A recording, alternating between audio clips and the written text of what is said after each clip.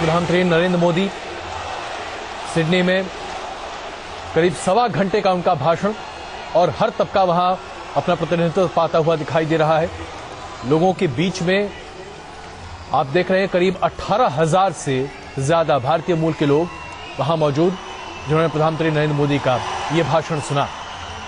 और ये अपने आप में काफी एक तरह से माना जाए कि ऐतिहासिक हो सकता है कि मैडिसन स्क्वायर में भी करीब 1.25 घंटे तक प्रधानमंत्री नरेंद्र मोदी का भाषण चला था।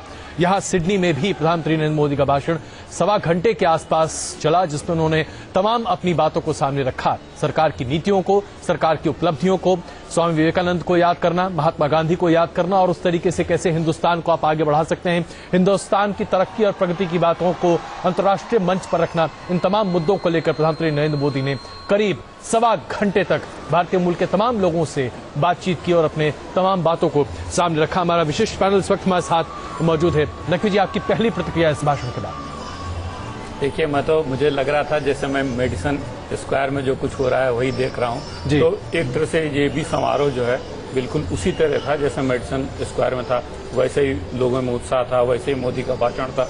और मोदी की जो खासियत है, वो सबसे बड़ी खासियत ये है कि वो एक इंस्पिरेशनल स्पीकर हैं। वो अब जानते हैं कि लोगों को कैसे इंस्पायर किया जा सकता है। और वो दूसरी बात जो कि ब्रांड इंडिया की मार्केटिंग और लोगों में जो सेंस ऑफ प्राइड है उसको जगाना, तो ये 2-3 चीजें थी जो मोदी ने मेडिसन स्क्वायर में की थी, वही सारी चीजें उन्होंने यहाँ पर उसी तरह से दोहराई। बिल्कुल। राणा साहब, क्या आप कूटनीतिक नजरिए से अगर देखें तो इनके 1.25 घंटे के इस भाषण को आप कैसे देखते हैं? क्या वाकई में भारत को अंतर्राष्ट्रीय मंच पर, अगर हम यूएसपी के तौर पर कहें, सेलिंग पॉइंट के तौर पर कहें, तो आज मोदी जी ने बेच दिया देश दुनिया को? देखिए, मुझे लगता है कि कोई भी देश अपने अप्रवासी लोगों से संपर्क करने जाए तो उसमें 3 स्टेजेस होते हैं जी। सबसे पहला स्टेज है इकोनॉमिक कनेक्शन जी, ताकि उनसे विदेश पूंजी उनकी अपने देश में आए, उनके एनआरआई डिपॉजिट्स जैसे डिपॉजिट्स आए। तो इस इलाके में हमने बहुत ही अच्छा काम किया है। हर साल भारत में $70 बिलियन आते हैं एज रेमिटेंसेस। पूरे विश्व में कोई देश नहीं है कि जिसको इतना मिल रहा है। सेकेंड स्टेज है फैसिलिटेशन। जब आप आपके अप्रवासी लोगों के लिए क्या फैसिलिटीज दे सकते हैं।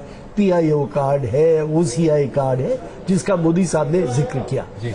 लेकिन तीसरा स्टेज है, वो सबसे महत्वपूर्ण है। वो ये है कि आप आपके लोगों को किस तरह इंस्पायर करें कि वो वाकई अपनी जगह पे रहकर किस तरह एक कनेक्टर बन सकते हैं भारत के साथ। साहब, यही पर मैं आपका ध्यान आकर्षित करना चाहूंगा। मैं क्षमा चाहता हूं आपको बीच में रोक रहा हूं, लेकिन जिस तरीके से लोगों के बीच में जाकर प्रधानमंत्री नरेंद्र मोदी हाथ मिला रहे हैं, मिल रहे हैं, क्या ये आपको पुराने जमाने के, अगर हम देखें तो पंडित नेहरू, या फिर अगर देखें तो माफ कीजिएगा मैं रुक रहा हूं, यहाँ पर देखते हैं राम माधव क्या कह रहे हैं। आपने स्वयं देखा है जिस प्रकार का उत्साह और उमंग यहाँ के लोगों में है, एक जश्न का माहौल। It's like a festival here.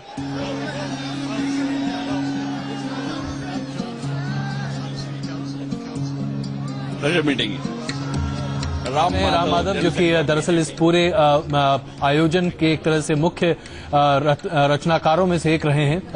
पर्दे के पीछे रहकर जितना इन्होंने काम किया है, शायद पर्दे के आगे आकर उतना करते हुए आमतौर पर दिखाई नहीं देते हैं। लेकिन मैं आपसे अभी सवाल पूछ रहा था राणा साहब कि जिस तरीके से लोगों से मिल रहे हैं, ये पब्लिक कनेक्ट बीच में अगर देखा जाए तो हमारे नेताओं में जरा कम दिखाई दे रहा था। क्या ये पुराने नेताओं की याद दिलाता है, जैसे कि पंडित नेहरू या फिर इंदिरा गांधी? देखिए, मैं किसी का नाम तो नहीं लेना चाहता हूँ, लेकिन आपसे ये जिक्र जरूर कर सकता हूँ कि एक हमारे देश के नेता जब एक बार जर्मनी आए थे और उनको एनआरआईज के साथ संपर्क करवाया, वहीं से दिल्ली से तो ये पुरानी बात है 94-93 की। Very good. ये कोई मामूली बात नहीं, एक आदमी को वहाँ से बुलाना। Quite a grateful.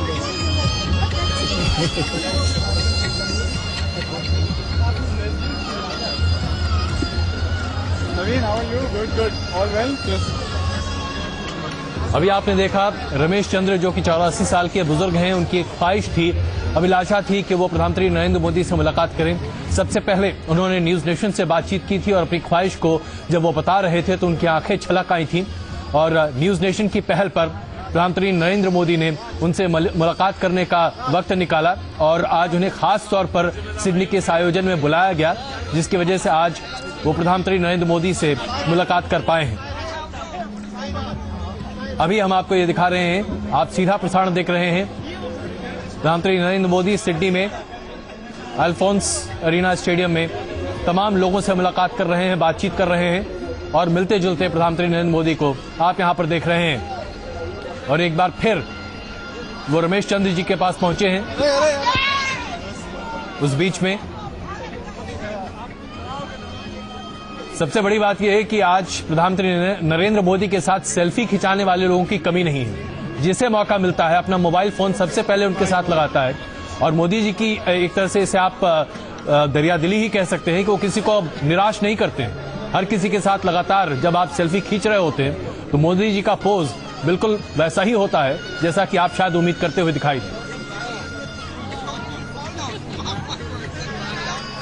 कुर्बान साहब, ये जो आप देख रहे हैं जी, क्या ये आमतौर पर हम देख पाते थे? आमतौर पर भारतीय नेता जब भी विदेशी यात्रा पर जाते थे और वहां पर जब भी इस तरह का कोई रिसेप्शन आयोजित होता था, बहुत बमुश्किल 20-25 लोग हाथ मिला पाते थे।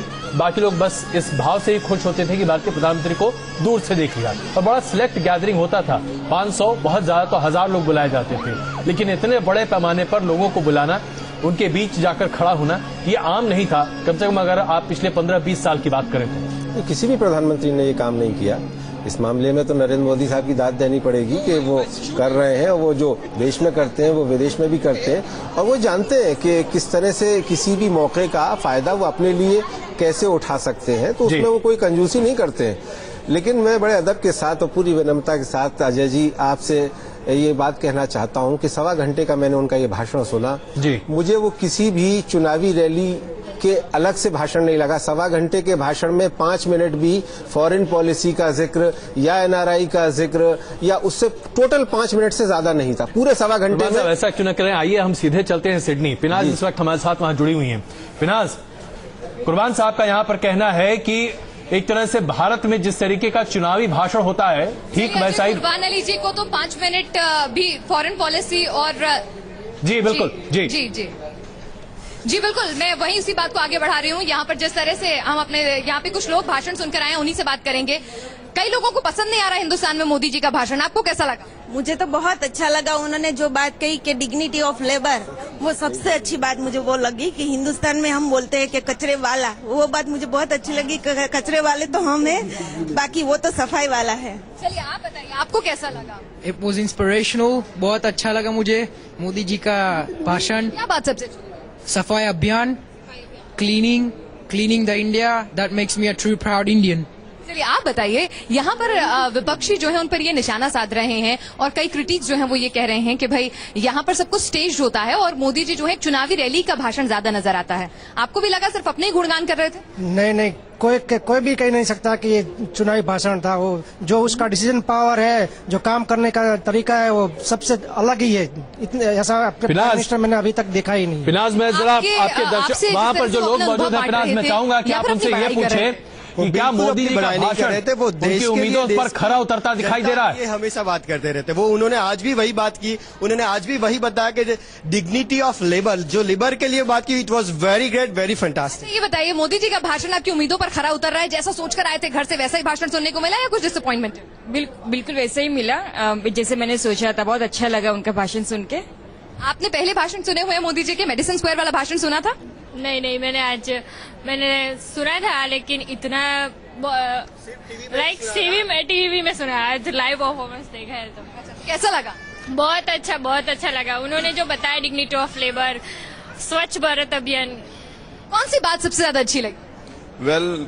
वो जो कहते हैं उनके तरीके से अभी मतलब गवर्नमेंट काम करने करना शुरू कर दिया है।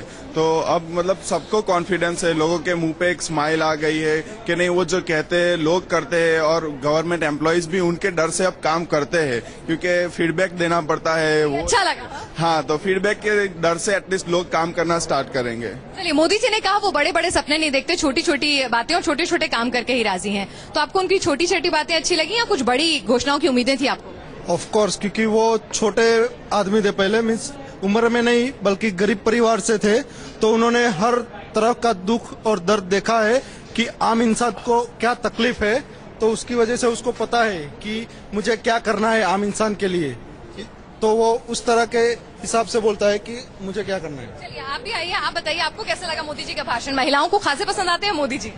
हाँ, मोदी जी का भाषण बहुत ही अच्छा था। जैसा हम लोग घर से सोच कर आए थे उससे बहुत बहुत बेटर था। अच्छा, पिनाज, आपके साथ जो तमाम महिलाएं हैं, जो उनके काम, मैं आपसे चाहूंगा कि आप जरा ये सवाल उनसे पूछें। उन्होंने जो हिंदुस्तान में महिलाएं दीवानी हैं नरेंद्र मोदी की, क्या ऑस्ट्रेलिया में महिलाएं इसी तरीके से नरेंद्र मोदी की दीवानी होती दिख रही हैं आपको? आइए ना, आइए। अच्छा, ये बताइए कि मोदी जी में ऐसा कौन सा एक्स फैक्टर है जो महिलाओं को बहुत पसंद आता है? I think you know what, he's going to create a new history for the country. That is for sure. इतना confidence हमें पूरा है कि he's going to create a new history for the nation. He discussed about dignity for women, which is really which matters. अच्छा, एक ऐसा इंसान, एक ऐसे प्रधानमंत्री जो महिलाओं के बारे में बात करता है, आपको क्या चीज अच्छी लगती है? मुझे उनका पुराना जो तरीका है बाकी पॉलिटिशियन का, पुराना प्रधानमंत्री योजना, ये योजना Rajiv Gandhi, He discussed about dignity for women, which is really which matters. अच्छा, एक ऐसा इंसान, एक ऐसे प्रधानमंत्री जो महिलाओं के बारे में बात करता है, आपको क्या चीज अच्छी लगती है? मुझे उनका पुराना जो तरीका है बाकी पॉलिटिशियन का, पुराना प्रधानमंत्री योजना, ये योजना राजीव गांधी योजना, सारे पॉलिटिशियंस के नाम पे योजना है, वो सारे को हटाकर कंप्लीट एक इंडिया को लेकर उसे आगे बढ़ाने का जो तरीका है वो मुझे सबसे अच्छा लगा। आइए मैडम, आप भी आइए, आप बताइए मोदी जी का स्टाइल आपको कैसा लगता है? मोदी जी अपने ड्रेसिंग स्टाइल को लेकर भी बड़े कॉन्शियस रहते हैं, आज कैसे लग रहे थे वो? हर बार की तरह अच्छे ही लग रहे थे, बट मेरे को उनके विचार ज्यादा अच्छे लगते हैं कि वो एक आम मोदी मोदी मोदी मोदी मोदी मोदी मोदी। जी, आप बताइए, आप बताइए। सबसे अच्छी बात उन्होंने जो आज रखी कि 28 साल में भारत का कोई भी प्रधानमंत्री ऑस्ट्रेलिया नहीं आया, आज हम रातों रात ऑस्ट्रेलिया पहुंच जाते हैं इंडिया से। उन्होंने ये जो बातें कही हमारे साथ, उन्होंने जो ये शेयर किया कि ये प्रधानमंत्री अब ऐसा नहीं होगा जो 28 साल बाद आपसे मिलने आएगा, तो ये सबसे बड़ी बहुत बड़ी बात है। ये बात आपके दिल को छू गई। जी जी, बोले क्या क्या? मुझे उनका एक चीज बहुत अच्छा लगा कि वो कहते हैं कि ट्रस्ट करना चाहिए हम एक दूसरे के ऊपर। आई थिंक एक ट्रस्ट पे ही एक कंट्री चल सकता है, आपस में हम बढ़ा सकते हैं। और मुझे एक चीज बहुत अच्छी लगी जो उन्होंने कहा कि जितना हिंदुस्तान बाकी देशवासियों के लिए, उतना ही ऑस्ट्रेलिया में रहने वाले देशवासियों के लिए भी है। चलिए, तो अपने देश पर हक महसूस, अपनी जो पॉपुलेशन है, पॉपुलेशन की स्ट्रेंथ को यूज करना चाहिए, यूथ पावरमेंट में लेके आना चाहिए और स्पेशलाइजेशन के ऊपर काम करिए। पूरे वर्ल्ड को हमें लेबर सप्लाई करना है। चलिए, तो भले ही अजय कुर्बान जी को ये बात चुनावी भाषण जैसी लगी हो, लेकिन बात शायद सीधी सी सिंपल थी, लोगों को कम से कम समझ आ रही है और बहुत भारी। जरा वहाँ आपके साथ जो तमाम लोग मौजूद हैं उनसे जरा ये भी पूछिए कि हिंदुस्तान में अगर आप महिलाओं से, खास करके मोदी जी की बात करें, तो बुजुर्ग महिलाएं उन्हें अपने बेटे के तौर पर जबरदस्त पसंद करती हैं। जो बीच के मध्य वर्ग के, जो मध्यम उम्र के महिलाएं हैं, उन्हें ऐसा लगता है कि मोदी जी एक आइडल हैं। अगर आप नौजवान लड़कियों से बातचीत करें तो ऐसा महसूस करती है जैसे कि वो रॉक स्टार हैं। कम से कम अमेरिका में मैंने यही महसूस किया था। सिडनी में लोग उन्हें कैसे देख रहे हैं? चलिए, मैं कोशिश करूंगी क्योंकि हमारे साथ। चलिए, एक बात बताइए, सारी बुजुर्ग महिलाओं को मोदी जी में अपना भाई या बेटा नजर आता है, आपके साथ भी ऐसा होता है? मुझे तो लगता है कि वो मॉडर्न फादर ऑफ इंडिया है। मॉडर्न फादर ऑफ इंडिया, ऐसा क्यों? क्या है उनकी शख्सियत में? देखिए, उन्होंने देश को एक होप दिया है। हम लोगों को लगता है कि हमारे देश में कुछ अच्छा होगा। ये बात 10 सालों से हमें देखने को नहीं मिला। अब लगता है कि देश में चेंज आएगा, देश में तरक्की होगी, गरीबों के साथ भी न्याय होगा। ये भावना जो है पहली बार हमारे दिल में जाग रही है। जी, चलिए, तो हमारे साथ एक और है। आइए, आप बताइए, ये बताइए यूथ को और खास तौर से फीमेल्स को, यूथ में मोदी जी रॉकस्टार लगते हैं। I love him. I've seen so many things. Is he like a true rock star? He's a true rock star. What makes him a rock star? He is making equality in everywhere, and he's just great. He's not just a prime minister; he's a human being, a real human being. Are you impressed with his speech? Very impressed. I've never been so impressed by anyone's speech. Not even in person. What you like the most? His ideas and his really like motivating our new. I can't talk right now. Sorry. Are you so excited? I'm so excited. I didn't even see him properly, but he's just amazing. I love him. I just love him. चलिए, तो यहाँ पर आपने देखा, आपको भी मोदी जी से प्यार हो गया? Oh, definitely. What मुझे क्या लगता है कि जैसे because he's talking like say the language of the common man. What otherwise all these ministers were talking, they were talking like say political language. So what he talks is impressive, and that's what I could relate myself कि yes, जो मोदी जी कह रहे हैं मुझे समझ में आ रहा है, and that like he feels like I am one of that, the member. बहुत सारे उनके क्रिटिक्स हैं, वो ये कहते हैं कि भाई प्रधानमंत्री जैसी बात नहीं करते, बात में वजन होना चाहिए, छोटी छोटी बातें करते हैं। छोटी छोटी बातों में ही that is what there is a difference, क्योंकि आज तक जो भी अगर प्रधानमंत्री थे वो प्रधानमंत्री की तरह ही बात करते थे और हमने उनका सबका रिजल्ट देखा। So now when we see it up that when he is talking my language, now I feel, oh yes, I have got someone whom I can have some hope. What some hope? It is definite hope. That's why from the number you can make out that yes, why there is such a big number otherwise. जी, आप यहाँ पर BJP को support करने आई हैं कि मोदी जी को support करने आई हैं? मोदी जी और बीजेपी दोनों के लिए ही। मेरा नाम श्वेता है, मैं मेलबर्न से आई हूँ। कैसा लगा भाषण मोदी जी का? आप लोगों ने इतनी मेहनत की थी, सब लोग कह रहे हैं सिर्फ आप ही की मेहनत थी, आपके बुलाए हुए लोग थे बीजेपी वालों के। मुझे मोदी जी में दूसरे महात्मा गांधी जी नजर आते हैं। मुझे जो महात्मा गांधी जी ने बहुत साल पहले जो सपने सुनजोए थे वो मोदी जी पूरे करेंगे, मुझे ऐसा लगता है। और उन्होंने जो चलिए, आपको आपकी पार्टी का नेता बहुत पसंद है, देश का प्रधानमंत्री बहुत पसंद है, आपको कैसा लगा मोदी जी का भाषण? बहुत बढ़िया, एक नया हिंदुस्तान उभरने वाला है, बहुत जल्दी ही उभरने वाला है, इसके लिए लेकिन कई लोग ये भी कहते हैं कि जिस तरह के पूरे इवेंट हो रहे हैं, चाहे वो मेडिसन स्क्वायर हो या फिर अल्फोंस एरिना हो, यहाँ पर बहुत ज्यादा उनको हल्का कर दिया है विदेशी दौरों को। कहीं ना कहीं पूरा अट्रैक्शन, जो पूरा ध्यान है यहाँ हो जाता है, विदेश नीति की बात नहीं होती है। आपको लगता है ऐसा हो रहा है? एक प्लानिंग है, सोची समझी? बहुत अच्छी प्लानिंग है, बहुत अच्छी प्लानिंग है। प्रधानमंत्री विदेश दौरे पर विदेश नीति की बात न करके इस तरह से रूबरू? बिल्कुल वो कर रहे हैं, वो बिल्कुल, हाँ बिल्कुल, वो सबको इकट्ठा कर रहे हैं, ये सबसे बड़ा काम कर रहे हैं और उसके लिए हमारे को उनका पूरा सपोर्ट करना चाहिए। और इसी करके हम अपने तमाम लोग जो यहाँ पर आप जिनसे आप बात कर रहे हैं, जरा ये पूछे कि क्या उन्हें आज हिंदुस्तान में ज्यादा भरोसा है? जी जी, चलिए आइए हम कुछ लोगों से पूछते हैं। आप आइए आगे, ये बताइए हिंदुस्तान में क्या मोदी जी को आज आपने सुना, अब लगता है, और मोदी जी जब से सत्ता में आए हैं, कुछ ज्यादा भरोसा है? ऐसा है क्योंकि अब लोगों की आशाएं पहले से बहुत ज्यादा है और इतने साल से आशाएं संकल्पित नहीं हो रही है, उसकी वजह से अभी मोदी के ऊपर ज्यादा भरोसा है लोगों को। और वो नीचे स्तर से आए हैं जिंदगी में, तो लोगों को ये भी भरोसा है कि उनको पता है कि कॉमन मैन को क्या चाहिए। और मैं इससे पूछती हूँ, आप बताइए, आप तो अभी पॉलिटिक्स से बहुत दूर हैं, आपने सिर्फ मोदी जी को सुना होगा कोरेटर के तौर पर, कैसे लगे? अच्छा, क्या अच्छा लगा? His style of speech, what you like the most? Both of them, everything. Yeah. Okay, आपको भाषण की कोई एक बात याद है? Anything from the speech which you can recall? Not much, but I remember him saying things about how he's going to make India better. Okay. And that's mostly all I can remember of the speech. That's very nice. आप बताइए, लग रहा है कि अब बदलाव होगा या फिर सिर्फ बड़ी बड़ी बातें होंगी? बिल्कुल, लास्ट 6 महीने में ये चीज एक महसूस हो रही है देश में भी कि कुछ नई चीज होगी, कुछ अच्छी चीज होगी। और वो एक विजनरी लीडर है, उन्होंने एक ऐसा सपना देखा है कि कॉम्प्रिहेंसिव डेवलपमेंट, सबका साथ लेना है, सबका विकास करना है। तो ये चीज है कि सबको साथ लेके, और एक ऑथोरिटेटिव पर्सन है कि वो सपने भी देखते हैं और सपने को सच करने का सामर्थ्य भी रखते हैं। हिंदुस्तान वापस लौट के जाने का मन किया आज जब वो बोल रहे थे कि हिंदुस्तान को यहाँ जैसा साफ सुथरा और बेहतरीन तकनीक से लैस बना दूंगा? डेफिनेटली उसने लगा ऐसा, जिस तरह से वो डेवलपमेंट की बात कर रहे थे और जैसे कि वो रेलवे के सुधार की बात की उन्होंने, तो डेफिनेटली उससे इंफ्रास्ट्रक्चर को काफी हेल्प होगा, काफी बूस्ट मिलेगा।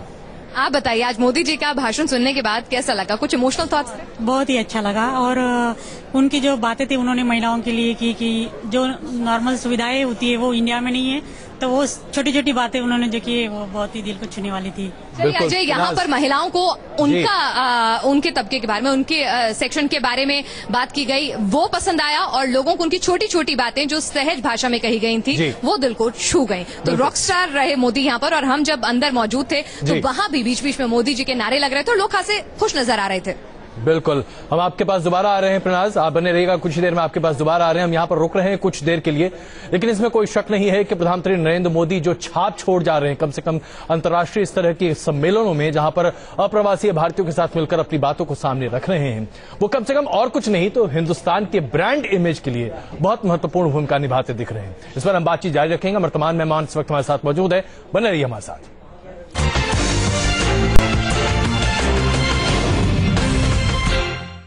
सिडनी का सिकंदर कौन? जवाब है प्रधानमंत्री नरेंद्र मोदी। सबसे पहले आपको दिखाते हैं वो 20 बड़ी बातें जो प्रधानमंत्री ने एल्फोंस अरीना में कही। उन्होंने न सिर्फ भारत में अपने कार्यों का जिक्र किया बल्कि अप्रवासी भारतीयों को कहा कि भारत में जो कुछ भी विकास की यात्रा चल रही है उसमें वो उनका समर्थन करें।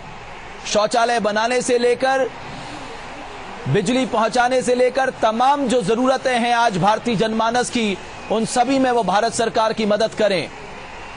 प्रधानमंत्री ने वहां बैठे लोगों का सिर झुकाकर अभिवादन किया और साथ ही साथ विवेकानंद की उन 2 बातों का जिक्र किया जिसमें उन्होंने कहा था कि आजाद भारत का सपना जो उनके 50 साल के बाद मिल गई, और उन्होंने कहा कि अब उनका सपना है भारत मां विश्व गुरु बने और उनको विश्वास है कि ऐसा होने जा रहा है।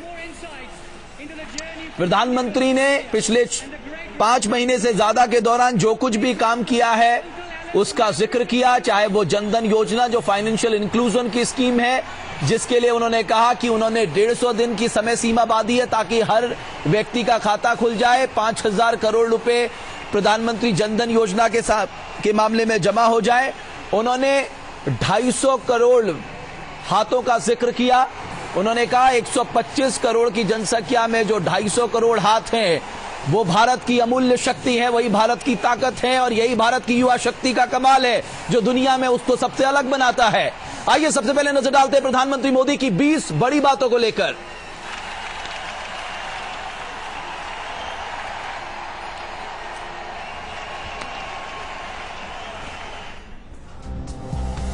ये सम्मान, ये उत्साह और ये उमंग का हकदार प्रधानमंत्री मोदी नहीं बल्कि 125 करोड़ हिंदुस्तानी हैं। सिडनी का ये उत्साह हर भारतीय जनमानस को आंदोलित कर रहा है। भारत के प्रधानमंत्री को ऑस्ट्रेलिया आने में 28 साल लगे, लेकिन आगे से ऐसा नहीं होगा। उन्होंने ये विश्वास दिलाया ऑस्ट्रेलिया के भारतीय प्रवासियों को। ऑस्ट्रेलिया और भारत की धरोहर है लोकतंत्र, जिसका जिक्र उन्होंने अपने भाषण के दौरान किया। उन्होंने भारत की 250 करोड़ भुजाओं का जिक्र किया जिसमें 60 करोड़ युवा भुजाएं हैं।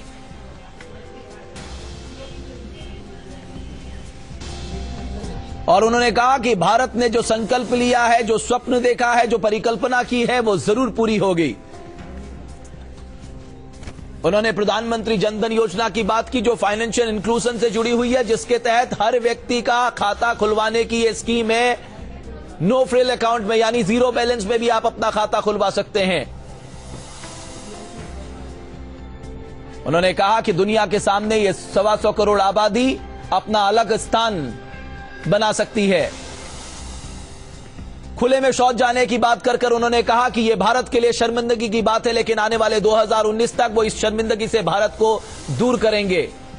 उन्होंने कहा कि ऑस्ट्रेलिया से क्या कुछ हमें सीखने को मिलता है। इसके जवाब में कहा कि यहां श्रम का बहुत बड़ा महत्व है, सम्मान के नजरिए से श्रम को देखा जाता है, यही जरूरत आज भारत में है। उन्होंने कहा जब तक जीवन जीने का स्तर नहीं बदलेगा तब तक निवेश बड़े पैमाने पे नहीं आएगा। उन्होंने रेलवे का जिक्र किया जिसमें 100% फॉरेन डायरेक्ट इन्वेस्टमेंट को अनुमति मिली है। उन्होंने कहा कि भारत में रेलवे के विस्तार की अभूतपूर्व योजनाएं हैं और कोई भी अप्रवासी भारतीय आकर इस अभूतपूर्व अवसर का लाभ उठा सकता है।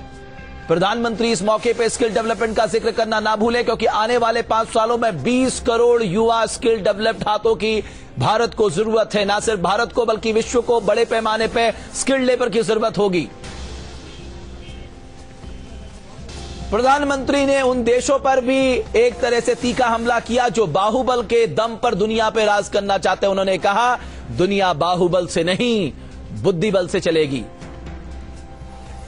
अहमदाबाद में अगला प्रवासी भारतीय दिवस जनवरी में होने जा रहा है और 2015 100 साल होने जा रहे हैं महात्मा गांधी जब भारत लौटे थे और देश को आजाद कराने का संकल्प लिया था। साथ ही सिडनी में भारतीय दूतावास का कल्चरल सेंटर जल्द शुरू होगा। उन्होंने कहा अराइवल ऑफ वीजा, ऑस्ट्रेलिया के नागरिकों को अराइवल और वीजा मिलेगा। यह भी पूछा, आप खुश हैं?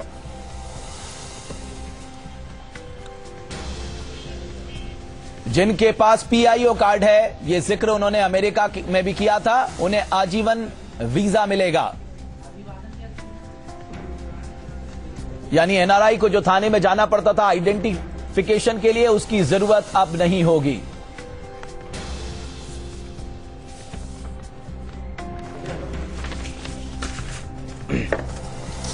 तो प्रधानमंत्री नरेंद्र मोदी का मैजिक एक बार फिर सिडनी के एल्फोंस एरेना में दिखा। ठीक वही मैजिक जो हमें अमेरिका में देखने को मिला। पहली बार एक ऐसे लीडर की उपस्थिति विश्व पटल पे दिखाई दी जो एक तरह का ग्लोबल लीडर बनता दिखाई दे रहा है, जिससे मिलने के लिए नेताओं की कतार लग गई है। मेरे साथ इस पे चर्चा करने के लिए वरिष्ठ पत्रकार कमद वहीद नकवी साहब स्टूडियो में मौजूद है, पूर्व राजनयिक के राणा साहब हैं, वरिष्ठ पत्रकार कुर्बान अली साहब हैं। उनसे हम छोटी छोटी बातें कर लें जो प्रधानमंत्री ने कहा। राणा साहब, सबसे छोटी बात ये, क्या आपको अच्छी शुरुआत नहीं लगती है कि कोई व्यक्ति न सिर्फ बयान दे रहा बल्कि उस पर एक्ट भी कर रहा है? बिल्कुल। देखिए, जो भी भारतीय मूल का शख्स देश के बाहर रहता है उसके दिमाग में दो तरह के विचार होते हैं। एक तो ये कि मैं इतनी बड़ी संस्कृति, इतना ऐतिहासिक देश का मैं एक संतान हूँ। दूसरी तरफ से शर्म आती है कि हमारी कैसी समस्याएं हैं कि जिसको देख के मैं सर भी नहीं उठा सकता हूँ। तो आज प्रधानमंत्री मोदी जो भाषण इस तरह का देते हैं, हाँ कई लोग कहेंगे कि देश में भी वही भाषण देते हैं, लेकिन भाई समस्याएं तो वही है। ये विदेशियों नहीं, एक सेकंड, विदेशियों के सामने ये बात उठानी, भारत मूल के लोगों के सामने, ये उनको बड़ा प्रोत्साहन मिलता है और ये सुन के ये सोचते हैं कि हाँ भाई हमारा देश सचमुच इस बार आगे बढ़ेगा, लेकिन एक्शन की बात लेकिन है। सर, जब आप गरीबों का आकलन 27 और 32 रुपए में करेंगे तो क्या इस देश की आप गरीबी दूर कर पाएंगे? अब देखिए, ये स्टेप बाय स्टेप होने वाला है। एक चुटकी से तो कोई प्रॉब्लम सॉल्व होने वाला नहीं, आप जानते हैं अच्छी तरह। लेकिन मुझे विश्वास है, जैसे अपने देश में लोगों ने मोदी को चुन के इतना बहुमत दे के प्रधानमंत्री बनाया है, भारत के जो बाहर रहते हैं लोग, हमारे लोग, वो भी वही विश्वास रख रहे हैं। कुर्बान अली साहब, यानी जो एक नरेंद्र विवेकानंद थे, उन्होंने 2 सपने देके एक पूरा हो गया, भारत आजाद हो गया, एक सपना पूरा ये नरेंद्र करेंगे। कैसे करेंगे इसकी कुछ रूपरेखा तो उन्होंने बताई नहीं है। पिछले 1.25 साल में उन्होंने आज के भाषण में 1.25 घंटे के ऐसा क्या कुछ कहा जो पिछले 1.25 साल में नहीं कहा। लेकिन सवाल ये है कि भाई 6 महीने हो गए, अब आपका हनीमून पीरियड भी खत्म हो गया, अब कुछ डिलीवर तो करो। आपने 70 मिलियन खाते खोलने की बात कर दी, भाई 70 मिलियन शौचालय कब तक बनेंगे, जरा ये भी बता दो देश को।